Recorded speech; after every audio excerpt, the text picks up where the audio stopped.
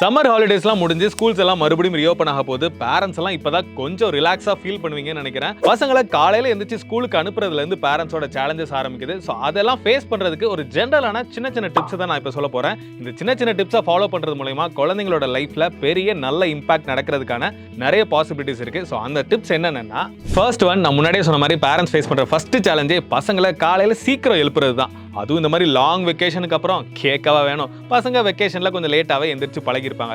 So இதை fix பண்றதுக்கு parents என்ன பண்ணலாம் அப்படின்னா, ஸ்கூல் ரீஓப்பன் ஆகிறதுக்கு ஒரு 4-5 டேஸ்க்கு முன்னாடியே அந்த ஸ்கூல் டைமிங்க்கு எழுப்பி விட்டீங்கன்னா பசங்களுக்கும் அந்த ரொட்டீனுக்குள்ள செட் ஆகிறதுக்கு மென்டலியும் சரி பிசிக்கலியும் சரி கொஞ்சம் ஈஸியா இருக்கும்.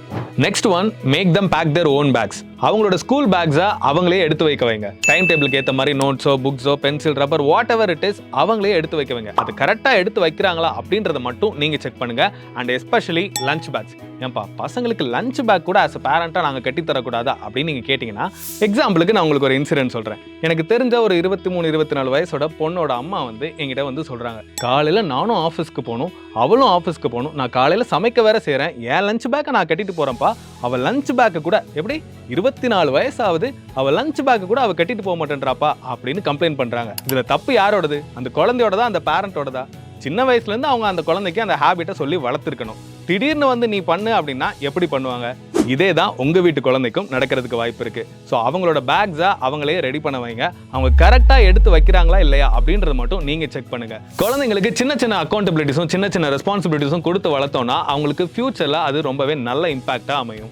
அடுத்ததா, இன்னைக்கு தேதிக்கு முக்காவாசி பேரண்ட்ஸ் ஃபேஸ் பண்ணக்கூடிய பிரச்சனை இதுதான், ஸ்கிரீன் டைம். என் குழந்தை சாப்பிடும் போதும் மொபைல் யூஸ் பண்ணுது, தூங்கும் போதும் மொபைல் யூஸ் பண்ணுது, ஆனா மொபைலை புடிங்கிட்டாலே அழுதுருதுப்பா அப்படின்னு சொல்லி வீட்டுக்கு வீடு குழந்தைங்க வேணா மாறலாம். ஆனா ப்ராப்ளம் என்னவோ இதுவா தான் இருக்கு. இந்த ப்ராப்ளம்க்கான சொல்யூஷன் என்னவா இருக்கும்? பேரண்ட்ஸ் ஆகிய நீங்க குழந்தைங்க முன்னாடி மொபைல் யூஸ் பண்றதை கம்மி பண்ணுங்க. என் குழந்தை மொபைல் இல்லாம சாப்பிட மாட்டேங்க அப்படின்னு சொல்ற எத்தனை பேரண்ட்ஸ் நீங்க மொபைல் இல்லாம சாப்பிடுறீங்க? ரீல்ஸ் பார்த்து தானே சாப்பிடுறீங்க, யூடியூப் வீடியோ பார்த்து தானே சாப்பிடுறீங்க. ஸோ நீங்க குழந்தைங்க முன்னாடி மொபைல் யூஸ் பண்றதை கம்மி பண்ணுங்க. குழந்தைங்க என்ன பிறக்கும் போதே மொபைலோடவா பிறந்தாங்க? வீட்டில் உள்ள பெரியவங்க என்ன பண்றாங்களோ அதை தான் குழந்தைங்க ஆப்வியஸ்லி ரெப்ளிகா பண்ணுவாங்க. ஸோ குழந்தைங்க முன்னாடி மொபைல் யூஸ் பண்றதை பேரண்ட்ஸ் ஆகிய நீங்க கம்மி பண்ணுங்க.